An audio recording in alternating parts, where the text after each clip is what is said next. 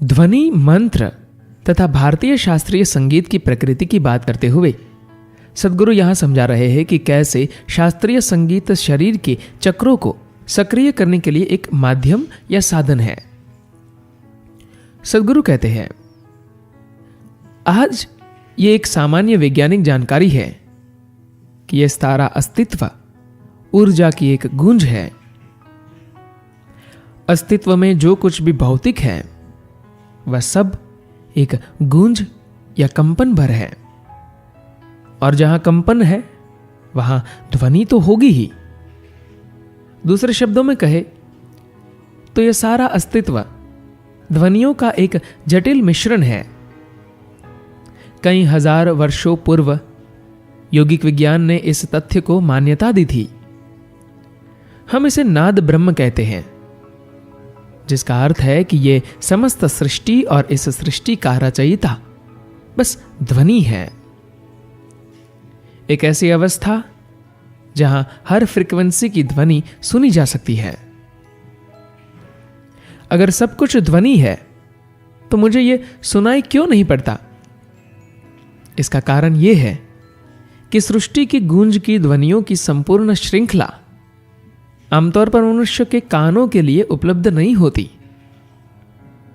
हम जो कुछ सुन पाते हैं वह सिर्फ कुछ फ्रीक्वेंसीज या आवृत्तियों का एक छोटा सा समूह है, जिसे सोनिक अर्थात ध्वनियों की सुनाई दे सकने वाली श्रृंखला कहते हैं।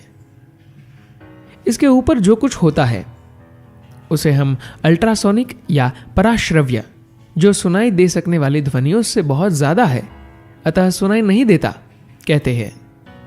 जो इसके नीचे है और यह भी सुनाई नहीं देता वह अल्ट्रासोनिक या अनुश्रव्य है। तो ये दोनों पराश्रव्य और अनुश्रव्य ध्वनियां सामान्य रूप से मानवीय कानों की सुनने की क्षमता से बाहर होती है। फिर भी यह संभव है कि हम कुछ ऐसी अवस्थाओं में पहुंच सके जिन्हें हम रितम भरा प्रज्ञा कहते हैं, जहां आप सामान्य रूप से सुनाई देने वाली ध्वनियों की श्रेणी से बाहर की ध्वनियों को भी सुन सकते हैं। उस अवस्था में यदि आप किसी भी रचना को देखते हैं तो उससे जुड़ी हुई ध्वनि आपके सामने स्पष्ट हो जाती है। सारे अस्तित्व को बस एक ध्वनि के रूप में अनुभव किया जा सकता है। कई साल पहले मैं हर वर्ष 1 या 2 महीने के लिए अकेला ही हिमालय की यात्रा करता था। मैं एक बार केदारनाथ गया था। केदार एक अत्यंत शक्तिशाली एवं अद्भुत स्थान है। केदार से कुछ ऊपर की ओर एक जगह है जिसे कांति सरोवर कहते हैं, और आमतौर पर लोग वहां नहीं जाते क्योंकि वहां बहुत मुश्किल चढ़ाई है। मैं कांति सरोवर तक गया और वहां एक चट्टान पर बैठा। नाद ब्रह्म विश्व स्वरूपा, नाद ही सकल जीव रूपा, नाद ही कर्म, नाद ही धर्म, नाद ही बंधन, नाद ही मुक्ति, नाद ही शंकर, नाद ही शक्ति, नादम नादम सर्वम नादम, नादम नादम नादम नादम। अर्थात ध्वनि ही ब्रह्म है, ब्रह्मांड का प्रकट स्वरूप है। ध्वनि अपने आप को सभी प्रकार के जीवन के रूप में प्रकट करती है। ध्वनि ही कर्म है, ध्वनि ही धर्म है, ध्वनि ही बंधन है, ध्वनि ही मुक्ति है, ध्वनि ही सब कुछ देने वाली है, ध्वनि ही हर चीज में मौजूद ऊर्जा है, ध्वनि ही सब कुछ है। अगर आप अपने आप को इस गीत को समर्पित कर दे तो इसमें कुछ विशेष प्रकार की शक्ति है। इसमें वह शक्ति है कि जो एक व्यक्ति को भंग या विसर्जित कर देती है। अगर आप वास्तव में अपने आप को इसमें झोंक दे तो जब किसी के अंदर जीवित रहने या जीवन यापन का भाव बहुत मजबूत होता है तो पुरुषत्व बहुत ज्यादा महत्वपूर्ण हो जाता है, क्योंकि बात बचे रहने की है। क्योंकि बहुत लंबे काल तक बचे रहना ही ज्यादा महत्वपूर्ण था। इसलिए मानव जाति ने पुरुषत्व को ज्यादा महत्वपूर्ण माना। स्त्रीत्व अपने सही स्थान पर तभी आ सकता है जब समाज ने अपने जीवन यापन को अच्छी तरह से संभाल लिया हो और जब एक स्थिर संस्कृति तथा मानव सभ्यता के एक खास स्तर को प्राप्त कर लिया हो। अगर आप ध्वनियों को एक खास पैटर्न या ढांचे में रखें तो उनका एक खास प्रभाव पड़ता है। हमारी संस्कृति में हमने ऐसे अलग अलग ढांचों को खोजा और मंत्र बनाए।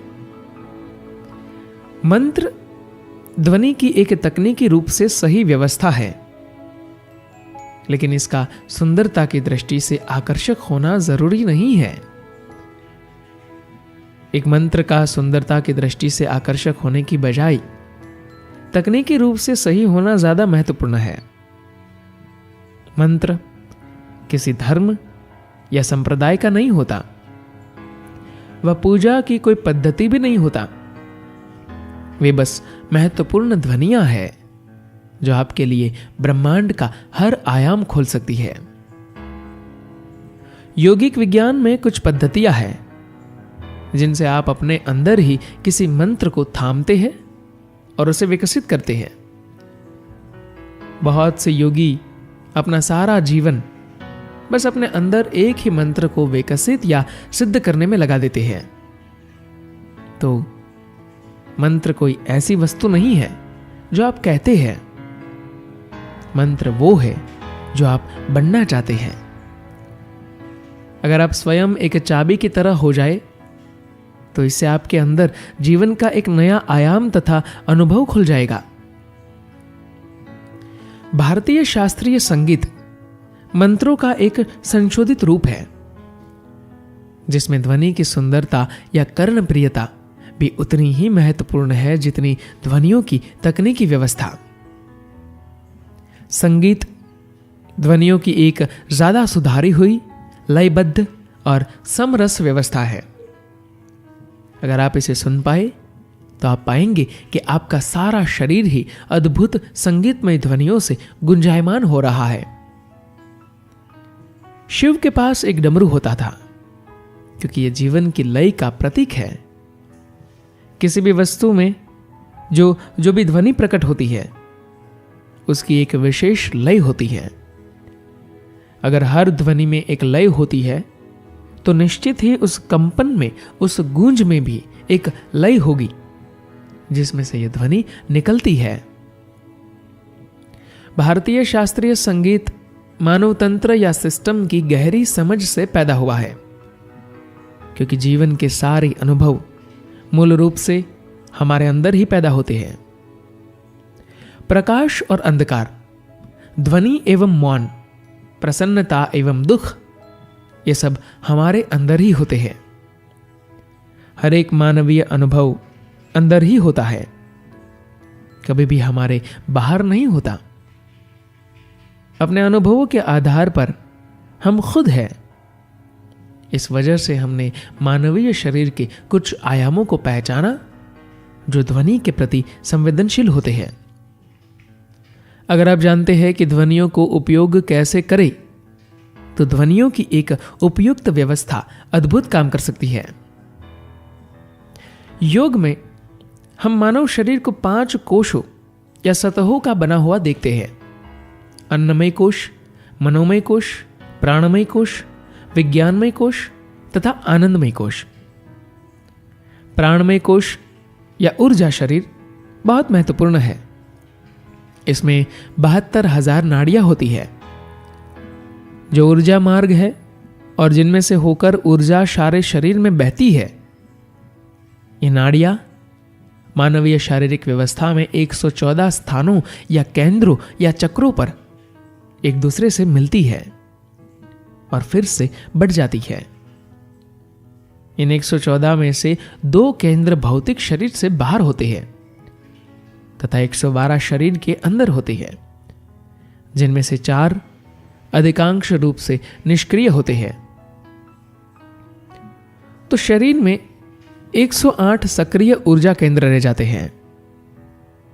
ये 108 स्थान शरीर के दाएं और बाएं भाग में समान रूप से बटे हैं, अर्थात दोनों तरफ 54 और ये ईड़ा एवं पिंगला कहलाते हैं। इसी आधार पर हमने संस्कृति की 54 ध्वनियां बनाई, प्रत्येक को एक पुरुष और एक स्त्री के रूप में। इन 108 ध्वनियों से परम संभावना तक पहुंचना नाद योग कहलाता है। भारतीय शास्त्रीय संगीत में गणितीय सूक्ष्मता और शुद्धता से यह देखा गया है कि कौन सी ध्वनियां इन 108 केंद्रों को सक्रिय कर सकती है, जिससे मनुष्य का स्वाभाविक उत्थान जागरूकता के ज्यादा ऊंचे स्तर की तरफ हो सके। भारतीय शास्त्रीय संगीत कभी भी सिर्फ मनोरंजन का माध्यम नहीं रहा है। यह एक मनुष्य को ब्रह्मांडीय स्तर तक विकसित करने की एक प्रणाली रहा है। इस संस्कृति में हम संगीत, नृत्य जो कुछ भी करते हैं वे सिर्फ मनोरंजन के लिए नहीं होते, वे आध्यात्मिक प्रक्रियाएं भी है। हमारे जीवन में मनोरंजन का दृष्टिकोण कभी नहीं था। सब कुछ जागरूकता के उच्च स्तर पर जाने की एक साधना ही था। जब कोई आवश्यक भागीदारी के साथ भारतीय संगीत सुनता है या कोई शास्त्रीय संगीत की प्रक्रिया में स्वयं पूर्ण रूप से भाग लेता है, तो उसे सिर्फ शरीर या भावनाओं के आनंद का ही लाभ नहीं मिलता, परंतु यह जीवन के मजबूर करने वाले चक्रों से बाहर आने का एक तरीका हो जाता है। इन 108 ध्वनियों को उपयोग करके मानवीय सिस्टम को सक्रिय करना तथा इसे इसकी उच्चतम संभावना तक उठाना नाद योग कहलाता है। भारतीय शास्त्रीय संगीत नाद योग की इस मूल प्रक्रिया का विकसित स्तर है।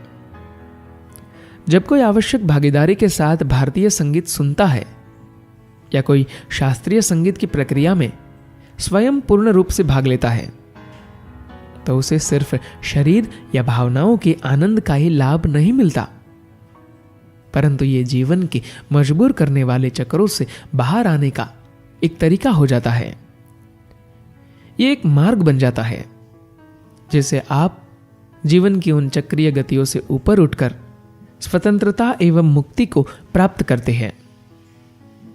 संगीत के इस अद्भुत प्रकार को पोषित करने एवं जारी रखने के लिए श्रोताओं को तैयार करना भी एक महत्वपूर्ण भाग है।